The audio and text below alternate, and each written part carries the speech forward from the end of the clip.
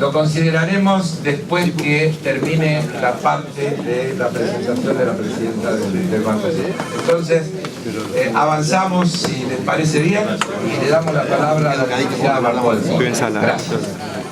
Buenos días. Muchas gracias por la invitación. Contenta de estar de vuelta en esta comisión, donde he participado sentado donde ustedes están, sabiendo lo importante que es darnos el tiempo de hablar con los funcionarios y sobre todo en un momento trascendente para la Argentina, como bien lo he planteado. Este es un tema muy, muy trascendente porque vamos a discutir el proyecto elevado por el Ejecutivo Nacional que busca, como bien dijo la presidenta en el discurso de apertura, recrear una nueva institucionalidad. Una nueva institucionalidad que sea funcional a los objetivos de un proyecto económico-social que desde 2013 en adelante ha modificado fuertemente el patrón de acumulación, de distribución, de crecimiento de la economía argentina. Entendiendo que además este proyecto fue elaborado con mucho tiempo, con mucho trabajo, con muchísima responsabilidad, viendo cuáles eran los puntos realmente sensibles y que de alguna manera uno podría decir el Banco Central en los últimos años ha venido haciendo cosas muy distintas que en la década de los 90. Cierto es porque hay un régimen monetario cambiario distinto que el de la década de los 90.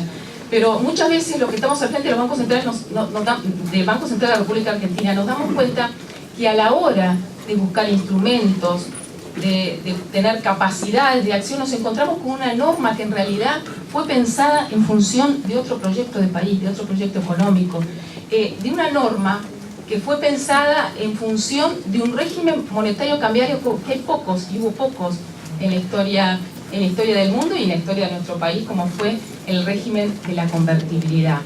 Entonces, como bien decía Carlos, mi intención es, con toda seriedad, transmitirle lo que nosotros interpretamos de este proyecto e ir progresivamente, punto por punto, en las cuestiones más centrales que aborda este proyecto.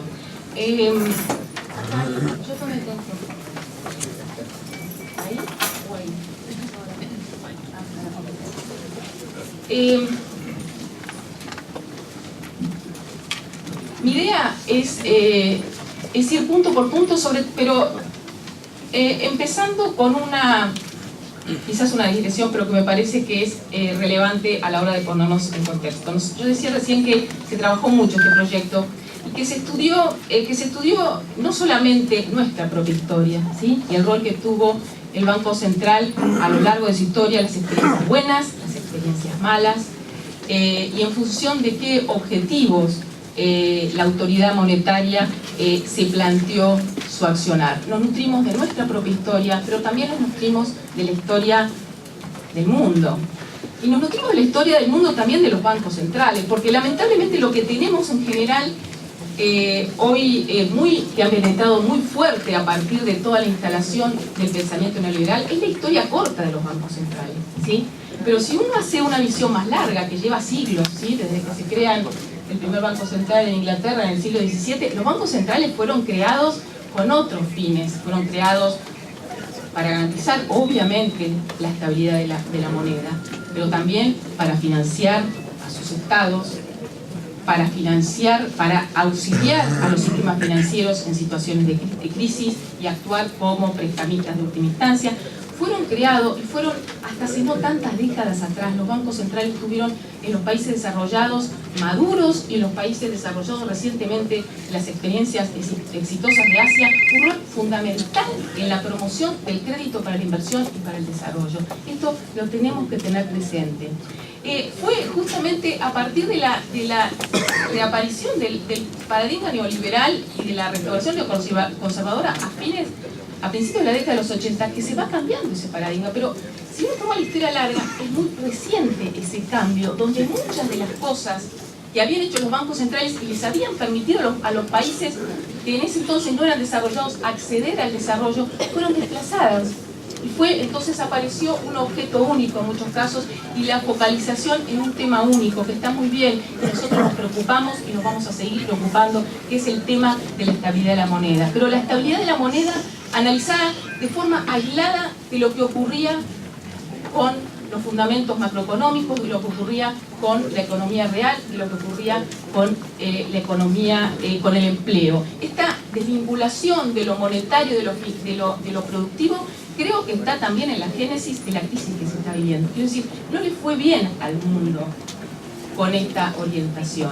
Es más, hay mucha discusión teórica y conceptual que lo que está mostrando que esta visión única, planteada en solamente preservar el valor de la moneda y olvidándose de lo que pasaba con la economía real, con la economía productiva, ha llevado a situaciones donde se generó y se engendró las condiciones mismas de la crisis financiera que hoy se está viviendo.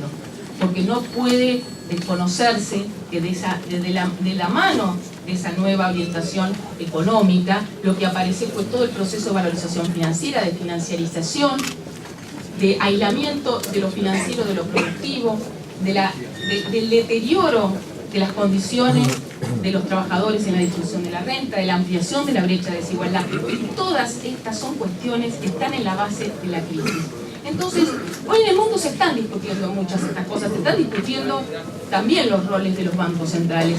Y les mentiría si les dijera que todos están pensando, como lo que estamos nosotros planteando, es decir, bueno, vuelta a hacer de los bancos centrales un instrumento también que promueva el desarrollo. No, en general como una visión bastante pragmática lo que se está discutiendo ahora es cómo se incorpora el objetivo de la estabilidad financiera también a los mandatos de los bancos centrales. Pero creo que nosotros tenemos que tener en cuenta que en esa oleada de lo que fue el neoliberalismo, la Argentina experimentó o tuvo como prueba de laboratorio, como ensayo, claramente, el régimen de la convertibilidad, que fue el desideratum en términos de resignar capacidad y soberanía para hacer políticas monetarias, cambiarias, financieras, que tuvieran algo que ver con los objetivos del crecimiento, del pleno empleo o de la igualdad.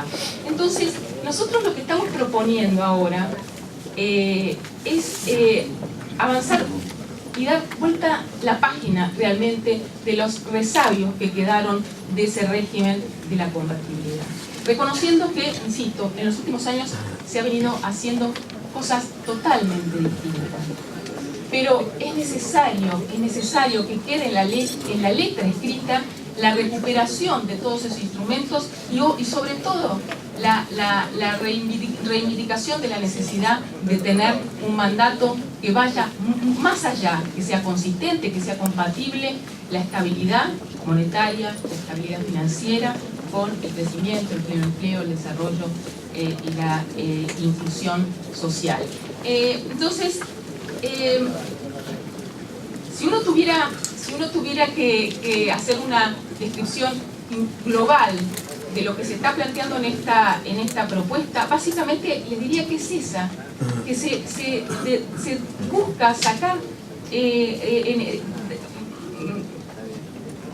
del núcleo duro de lo que hoy rige a la Carta Orgánica del Banco Central esos resabios del régimen de la convertibilidad. Y básicamente esos resabios del régimen de la convertibilidad creo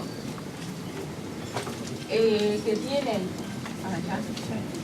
una, como bien decía, una cuestión central que tiene que ver con el mandato único o el mandato múltiple.